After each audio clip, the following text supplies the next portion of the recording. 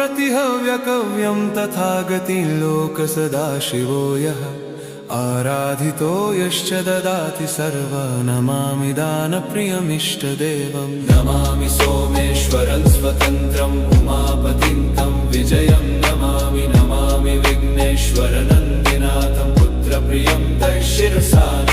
नमामि देवं भवदुःखशोकविनाशनं चन्द्रधरं नमामि नमामि गङ्गाधरमीशमीड्यमुमाधगं देववरं नमामि नमाम्यजादिशपुरन्दरादिसुरासुरैरचितपादपद्मं नमामि देवी मुखवादनान इक्षार्थमक्षित्रितयं यैष पञ्चामृतैर्गन्धसुधूपदीपैर्विचित्रपुष्पैर्विधैश्च मन्त्रैः अन्नप्रकारैः